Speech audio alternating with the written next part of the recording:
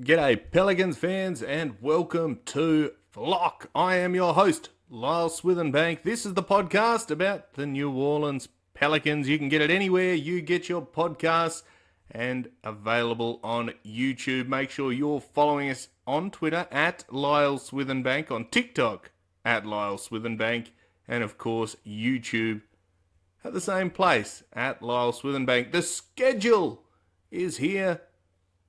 And by golly gosh, we're going to unpack it today on this episode. So let's get into it. Difficult is probably an understatement in terms of the start to this season.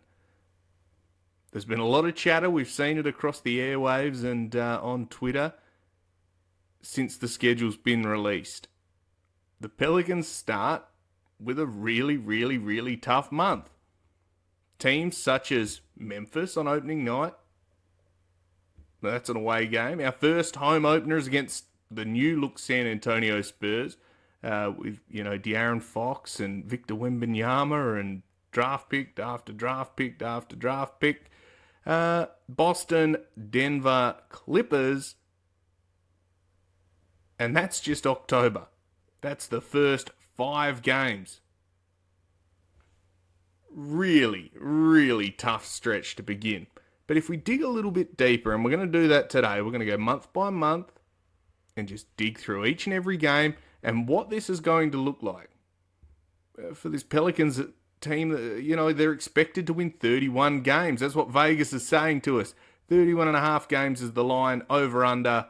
Anything more is overachieving. Is that justified? Well, I suppose we wait and see, but the schedule makers have not made it easy for us to kick off. So let's start. Let's have a look at the opening stretch, October. There's no back-to-backs, I suppose, is the silver lining from October 22nd all the way through to October 31. No back-to-backs, aren't they generous? So, as I said, we're at Memphis to kick off. A matchup as old as time. We've started many a season against them. A bit of a change for them. Memphis losing Desmond Bane. More of an opportunity, I guess, for Jaren Jackson to really become that focal point. Ja Morant again.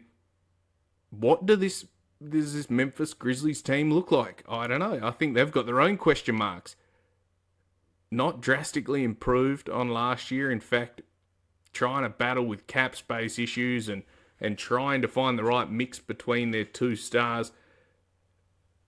I don't know what this team looks like, and I don't think they do. I don't think Grizzlies fans do, and it is a bit of a wait and see. Could we come out and surprise them on opening night? Absolutely. History perhaps doesn't give us so much of a chance, but I think there is an opportunity there in that opening night to really set the tone. And let's see what we've got. Zion, Jordan Poole, Trey Murphy, Herb Jones. What more can you say? So we then go to San Antonio. We're back home and San Antonio come to visit us. And like I said, that is on the 24th of October. And we take on Victor Wembanyama, De'Aaron Fox. You've got Dylan Harper there. You have Stephon Castle. There's some heavy hitters there, and that's a young side, a hungry side that if Wemby stays healthy and figures it all out, well, gosh, he's got a great supporting cast around him to really take that Spurs team to the next level. And you've got De'Aaron Fox, a bona fide all-star who is a gun in his own right and has the opportunity to really lead a young team to some success, which perhaps was a bit misfired now and then at his previous home in Sacramento. Then we fast forward to Monday the 27th. We take on Boston, still at home, so we had a couple of days off. Boston come to visit us, and again, a team with a bit of a question mark. Jason Tatum out for the year with the Achilles, as we saw him tear that. They've been selling pieces off. Porzingis out. You've got a whole heap of guys that they're trying to move out, and Anthony Simon's in. They've come out today and said Peyton Pritchard to start. This team is a question mark, led by Jaylen Brown, great player, all-star.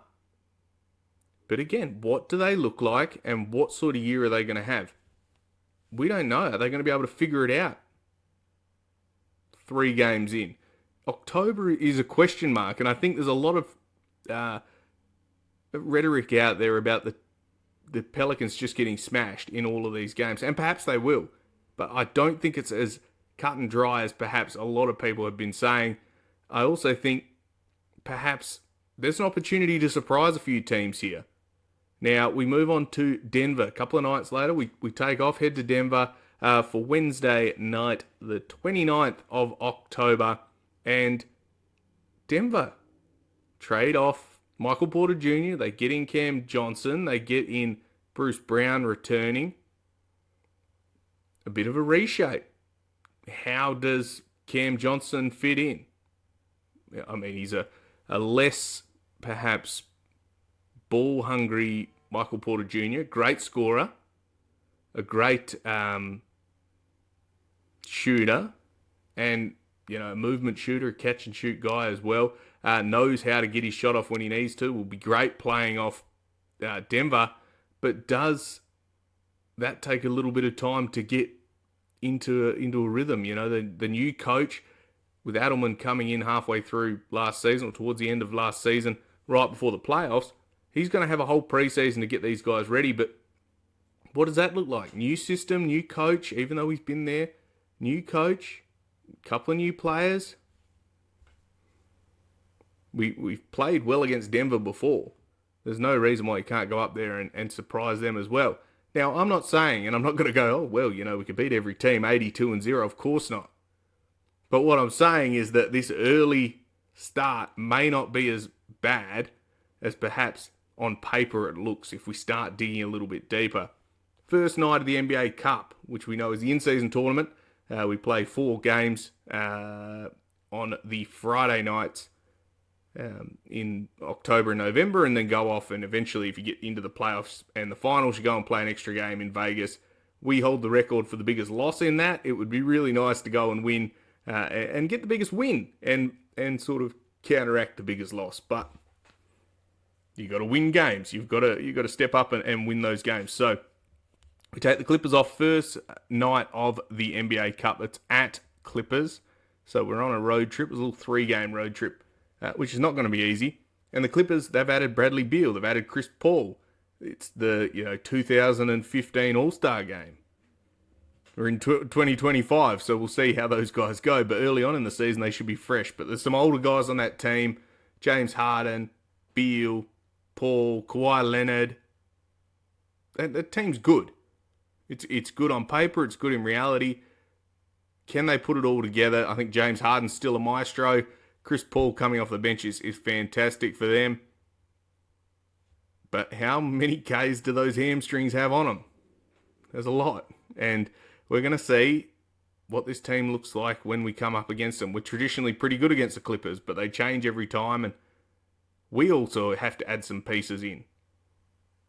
Pool's got to get ready and fit into the system. Looney, another guy. We've got the young guy. Jeremiah Fears is going to be probably playing a role to begin the season as well. So we're in this situation where we don't know what we don't know, and it's all going to come down to fit. It's going to come down to timing, and I think it's going to come down to who looks the best on the day. Now, we then head off to the defending champs, Oklahoma City Thunder, and that's at OKC. That's going to be a tough one. That is on the 2nd of November. So we moved to November already. That's going to be tough. They're a great side. We can play well against them, but they have also absolutely decimated us at times. And I don't see them slowing down. I think that team's fantastic. I think they're young. I think they're right in the prime. And they're led by the MVP, SGA. So, again, you're going to have to play big against them. We don't really have the size to sort of use that to our advantage anymore with Jonas gone. They like to play small, fast, and hungry, and we're just going to have to sort of get into a bit of a shootout with them and hope our defense is better than their offense, I think. Then we head to our first back-to-back. We head home to play Charlotte, and then we go away to play Dallas the next night. So that's 4th and 5th of November.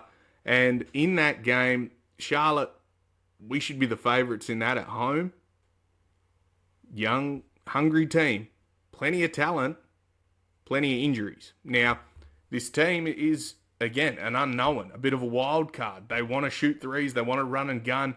If they start figuring it out with LaMelo Ball, with Brandon Miller, these young guys that are really, really good. You know, Con Knippel's another guy they've added. There's a great young nucleus there that I'd be pretty excited to watch. I think they're going to be fun to watch regardless, but they could surprise a few teams this year. And what you don't want to have happen is these other teams start to blow past you, that perhaps we're watching these other teams improve while we're sort of stagnating. And we have to be good because we don't have a draft pick unless you blow it up and start accumulating picks, which, again, could be an option. I don't know if it's 10 games in, but it definitely could be an opportunity there if they decide that they're going to rebuild instead of try to compete. So then we go to Dallas. We take on Cooper Flagg and the Dallas Mavericks. Anthony Davis. We know what that team could look like. We don't know how good they're going to be. But you've got an all-star there. You've got Kyrie Irving, who's injured. So you've still got Klay Thompson. There's a lot of question marks about this Dallas team, but also a lot of talent. So you can't underestimate it. And yeah, maybe we go over there and steal one, but there's no guarantees. So that is the top, what's that, 2, 5. That takes us through to 9. And the 10th game is San Antonio again at San Antonio this time. So we've already talked about them, but they're going to be at home. We do have a couple of days off in between that back-to-back, but again, that's a pretty brutal little stretch there. And we finished the first 10. Well, I think if you go 5-5 there, that's a reasonable start. I think you could possibly steal one against Boston, maybe Denver, Charlotte. I think you could beat Dallas. I think you could beat Memphis. There's opportunity there. I think we could beat the Clippers. It really is going to be how well does Zion play, how well does Trey play, and how well does Jordan Poole and the supporting cast play. And of course, we can control what we can control. We come out, we move the ball, we shoot the ball, play with pace, defend, team defense. Well, maybe there's an opportunity there. I don't know, but I would love for us to start at least 5-5. And if we do, well, that's a really good start. I don't think there's an opportunity, looking at the schedule, for us to sort of start slow and then wind up. Of course, if you have a really heavy Western Conference schedule in the beginning, it means you've got to play the Eastern Conference at some point. And yeah, we get towards the end of the season, we do soften a little bit. But what you don't want to have is that you've dropped 15 games in the first 20.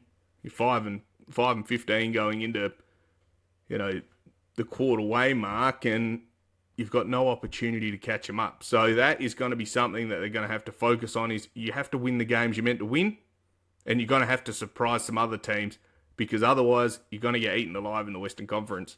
And when you get to play the Eastern Conference, you have to punish them. You can't drop games against Orlando or Chicago or any of those teams that you have to beat. The winnable games are the ones that, one, you're the favourite. If you're the favourite, you have to win them. And you've also got to surprise a couple of these teams that are coming off back-to-backs, teams that are playing on the road. These are the opportunities you have to take, which traditionally the Pelicans have not been very good at doing. A couple of seasons ago, we dropped 22 games where you weren't leading at the end of the third quarter, of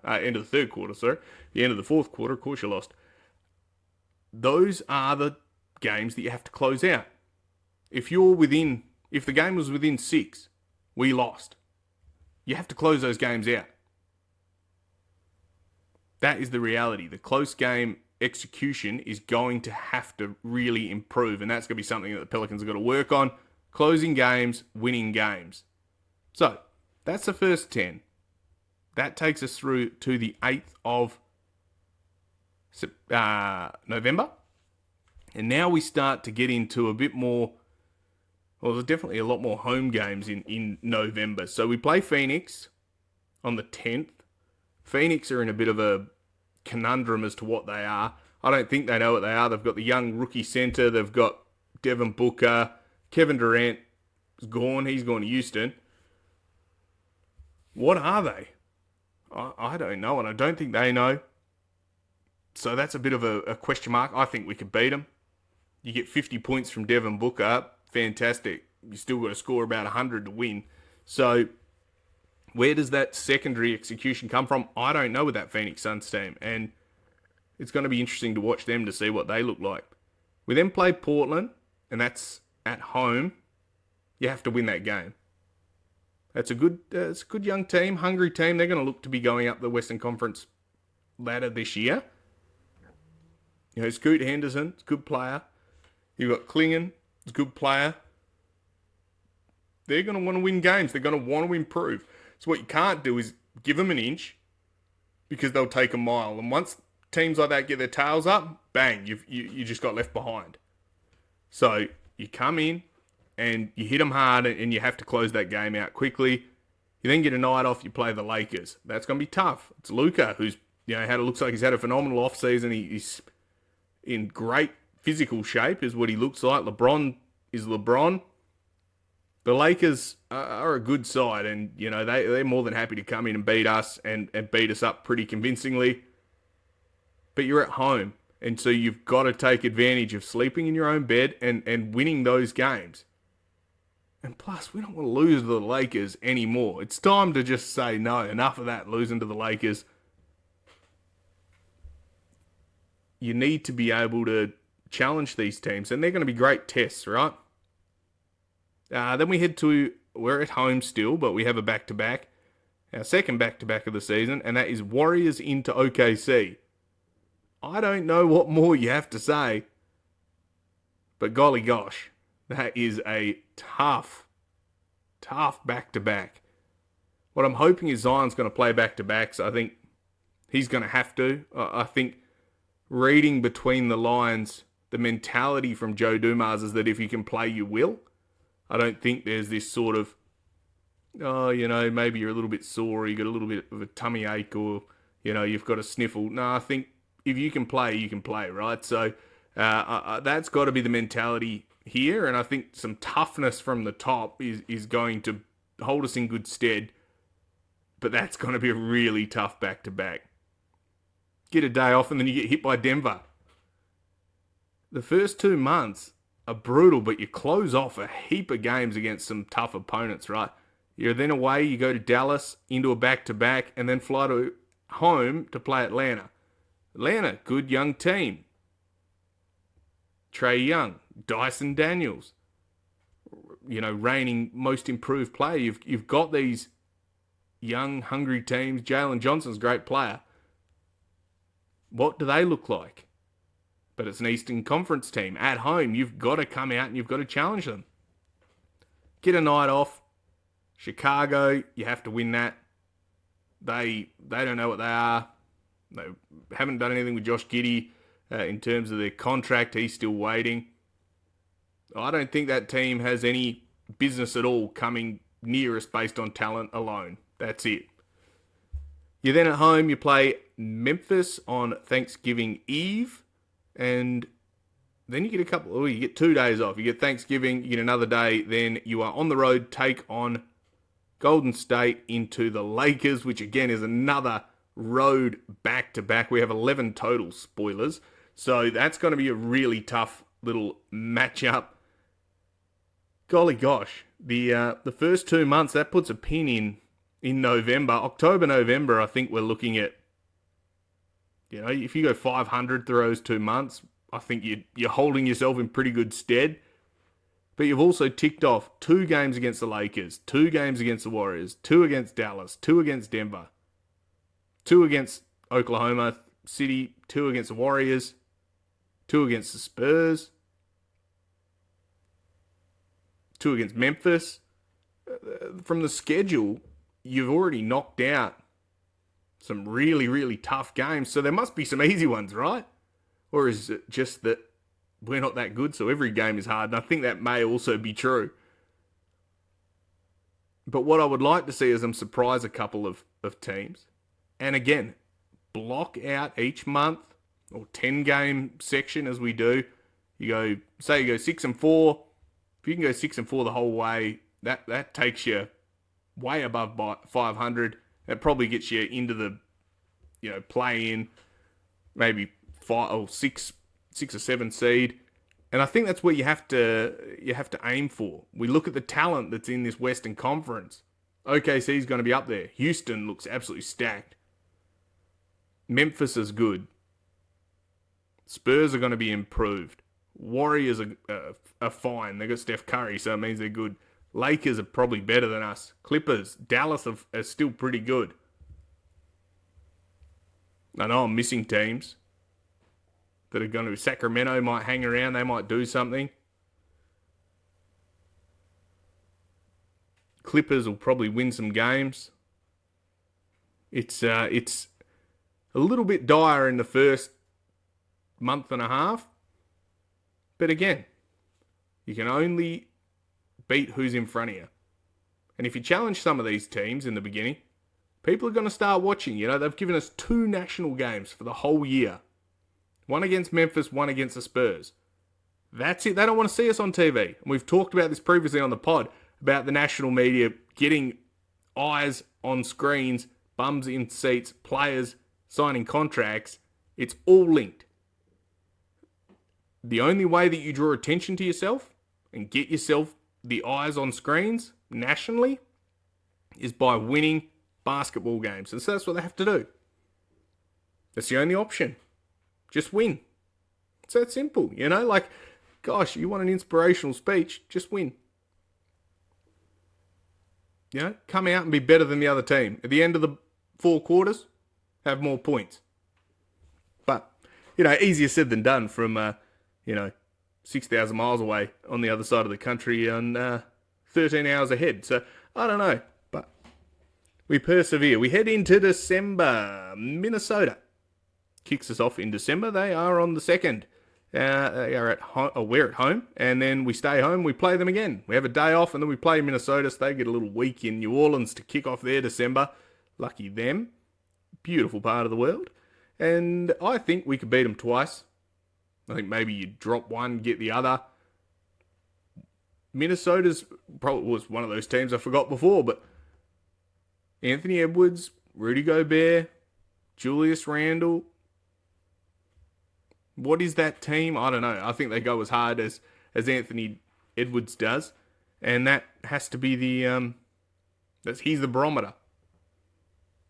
Could they look better than they did last year? I suppose. Could they also drop off? Yeah, I think they're a sort of middle of the pack team behind the OKCs who are going to be really good. I think Houston's going to be really good. Maybe that's that next tier with the Lakers, whatever the Clippers are. Maybe Dallas. San Antonio's probably in there as well now. And then maybe there's us and Phoenix. Clippers, if they're on that bottom side. Dallas is probably in there. And then I think the next tier is probably Portland, Sacramento, Utah.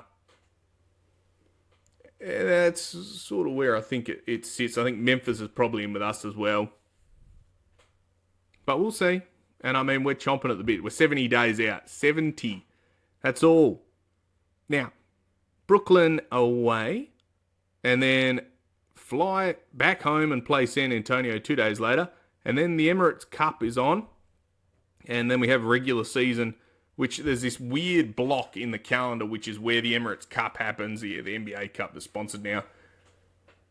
You don't really know who you're playing over that week. You've got a few, but things will move around based on who's playing what, who's in the finals. And so that sort of week and a bit from the 9th through to the 16th is a little bit skewed, and it just depends. Your schedule will get a bit shuffled around. Remember when we went to the NBA Cup playoffs, we ended up playing Sacramento like 6 times. That was because of the extra scheduled game against them there and then playing them in the play-in. So, it's not very often that you get to play them that many times, but it worked well for us and in that season. But now we just get to play who's in front of us. So we finished that. We then play Houston at home. We play Indiana at home. Indiana has got no Miles Turner and no Halliburton. They're probably going to take a skip this year. They're going to be saying, let's reset and try to get a high draft pick and then, rebuild from there. So we're going to be able to watch what Indy is, and I think we could beat them. I don't think they have the talent at the moment. Houston's going to be hard, as I said. They've got Kevin Durant, and he's fantastic. Dallas and into Cleveland. So Dallas at home, Cleveland away in Cleveland, and that takes us to Christmas Eve. We don't play Christmas Day, so we get a couple of days off, and that was another back-to-back just before. And then we go into another back-to-back. Phoenix at home, and then we get a day off, and then we play the Knicks, and then at home in New Orleans, and then we have a day off, and then we play on New Year's in Chicago. So pretty similar date range as what we've had the last couple of years. We have that sort of little mini homestand in New Orleans on the backside of Christmas. Well, leading in and then on the backside. Then we head into January. We get the morning off, so you get your New Year's Day free. January, you play Portland at New Orleans, and then you're away from Miami. Then a day off and fly all the way to LA. Oh no, you fly to New Orleans, and play them. Then you got to fly to Atlanta on the second night of a back-to-back. So Miami into Lakers into Atlanta into Washington. You've got 5 games in 4 in 9 nights. That's tough. That's to start the year. They've come in hard. You might get a soft one against Washington, but gosh, that's going to be tough. We then continue on the road, have another day off and play at Orlando. And that takes us to the 11th of Jan. Denver and Brooklyn back-to-back into Indy. I think Denver is going to be tough. Brooklyn, I think, are still rebuilding, so we probably should be okay there. They got Michael Porter Jr., so they'll go as he goes, basically. He'll get 1 million shots. And that's a home back-to-back. Then we're on the road to Indiana, and then a day off, and then head to Houston, and we play them at Houston. 2 days off. Unreal. And then we play Detroit at New Orleans. Then on the road to Memphis on the 23rd of January. San Antonio on the 25th away. And then Thunder again away on the 27th. A couple of days off and into a back-to-back because we love it. So, you just get through a road trip where you play Memphis into San Antonio into OKC. They get you home, give you a night in your own bed. Memphis comes and visits you, and then you're into a back-to-back in Philadelphia. So the travel to finish January is going to be absolutely brutal. And I tell you what, that's going to be a tough stretch. This is, 2 weeks out from All-Star break. The guys are going to be dragging themselves to that. You then have a day off, 1st of Feb. 2nd of Feb, we play Charlotte at Charlotte. Then a day off, play Milwaukee at Milwaukee. Then at Minnesota. Then we get to the 9th of Feb. And we play Sacramento. That's the first time we've seen them. Didn't even think about them. And we're at home. And then we have another day, play Miami at home. And then we're into the All-Star break. You reset, you take a breath. Of course, we're going to have 4 All-Stars or something because we'll have won, 50 games by that point. Maybe wishful thinking, but hopefully we have an All-Star and maybe a 3-point challenge competitor, and who knows? Maybe we might feature a little bit of All-Star game. One can dream, right? Then we finish All-Star break, and on the 20th, we go straight into a back-to-back at home. Surprisingly, we just get over our rest, and then we get to play more basketball. At New Orleans, we play Milwaukee and into Philadelphia. Philly are going to be a weird team. Paul George is already injured. Embiid, I don't know, is he like semi-retired or something? I don't know what's wrong with him. He's been injured for ages. And they've got Maxey, who is a gun. But otherwise, I think we should beat them. Then we get a couple of days off. We play Golden State at home. So what we need to take advantage of is that All-Star break into, or homestand into All-Star break into homestand. You don't have to travel. So rest. That's, I think, has to be the motto on this is rest up, because I think that last month and a bit, man, that's going to be tough as well. And there's no nights off. There really isn't this year. I think that, one, it shows we're heading towards some sort of parity in the league. Every night you're going to have to compete. I still think there's teams at the upper echelon and teams in the mid-tier and teams at the bottom. But any team on any night can beat anyone. And I enjoy that. I like the surprise, the suspense. I enjoy sitting down there and seeing two teams smash it out and not knowing what the result's going to be for the most part. But do I think there's any team that would go, 70 wins? Maybe OKC with the way they play, but also people start to figure you out after a little while, and you can't predict injuries, you can't predict, their outcomes and other teams' growth. So I don't know if there is any completely dominant team. I know in the East there's not. There's not any team in the East that I'm like, yeah, that's the one that goes to the Eastern Conference Finals. Maybe the Knicks, but who knows? But I digress. So we play, as I said, Golden State at home on the 24th of February. Then we're on the road, Utah into Utah. So that's 26th and 28th of Feb. That finishes off the February month with Utah. So you've got to close that out fairly consistently and not drop silly games against Utah that aren't trying to win. March, a lot of games in March. Big road trip. This road trip starts on the 25th of Feb, goes right through until the 7th of March. So Utah, then you actually go into a back-to-back. So the second night, you play Utah on the 28th. You then go into the first against the Clippers. Then you get a day off, you play the Lakers. Then you get a day off and you're into a back-to-back, Sacramento into Phoenix. Gosh, that's tough. That is a tough week. Man, oh man. And then you get home, you play Washington. Okay, a couple of days off. Toronto on the 11th of March. Day off. Houston at Houston. Couple of days off. Dallas. Day off. Back-to-back. Clippers at home in New Orleans. And day off, and then Cleveland comes to visit, so you get to play them at home. Couple of days off. Head to New York. Play the Knicks.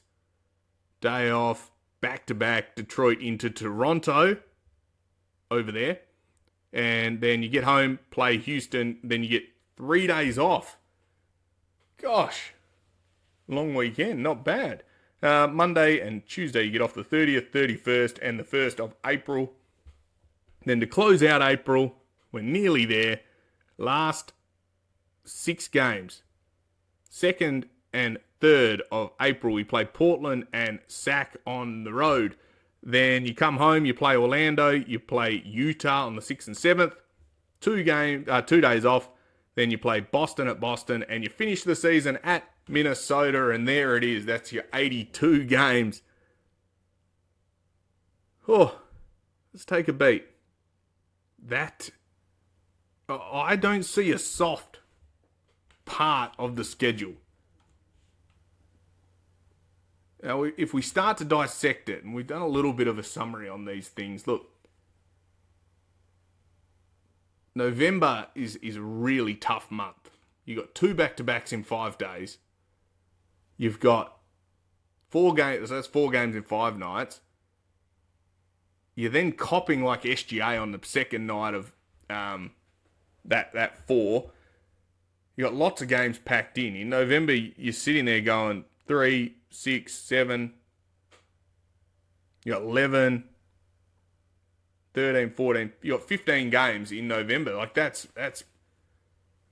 a brutal slog. You then head into December. You've got a road to home overnight. You've got New York and then Chicago. That's the two at home. And for once, you actually get a bit of a break over that December Christmas period, as we talk about. And then you hit New Year's, and January is just a slog, chaos. January 20 in Houston, 21 in San Antonio. Travel's reasonable, but that's still tough. 2 more back-to-backs in January. Detroit and then in OKC, or versus Detroit and then in OKC. That's a home one night, straight on the plane. And then January's just like grind. Lots of travel. Heaps of back-to-backs. You got 2 in 9 days, as we talked about. Then February, you start a little bit earlier. A little bit easier with a Charlotte into Atlanta back-to-back. Then you got Golden State into Utah, and then a day off, and then Utah. And then you head down the LA, down the Californian coast. So the travel is going to be absolutely brutal. I mean, being in the middle means that you get little jet sets home, which is always like that, but this seems like a brutal schedule. They have not been kind. The March Madness / fatigue month is going to be brutal. 2 back-to-backs in 9 days. The travel not so bad because it's a West Coast run, Lakers into Sacramento, but you then got Toronto and then Cleveland. That's a big turnaround. One night up there and then head into Cleveland the night after. Like that is tough. You're heading in, you got the back-to-back with the Clippers. At least you don't have to travel there, but I mean, that's at home. Detroit, Toronto, back-to-back. So, let's summarize this. You've got 11 back-to-backs in total. The hardest part is November. Worst travel is probably April. And maybe the easiest run we have is over that Christmas period and around the All-Star break. But the difficulty is I look at this in a vacuum. I'm only looking at the Pelicans schedule. I don't see who's coming in. I haven't gone and analysed other teams to be able to then make an assessment. Well, they're coming off a back-to-back and they're doing this. And as the season sort of transpires, we'll be able to see who's going where. Of course, there's a deep dive, and no doubt the stats will come out when now that all the schedules are released, people start analysing it, saying who's got the worst back-to-backs and who's got the most travel and the fatigue and the like. Well, all of that comes into play. But all I can look at is the Pelicans schedule in a vacuum, and that's what we've done. So we can whinge, but this is the hand we've been dealt. All I want to see from these Pelicans is have a crack, challenge every night, don't let go of the rope in the 3rd and 4th quarter, and play 4 quarters. You're going to have good quarters, you're going to have bad quarters, but what you need to play is a consistent brand and put yourself in an opportunity to be successful every single night. And whether that, there's a lot of stories about Willie Green being on the hot seat and the like. He's in the last year of his contract. How long does he last? For him, he has to win or he's gone. That has to be the reality of the situation. He's got an incentive to win. The front office has an incentive to win because we don't have a first-round draft pick.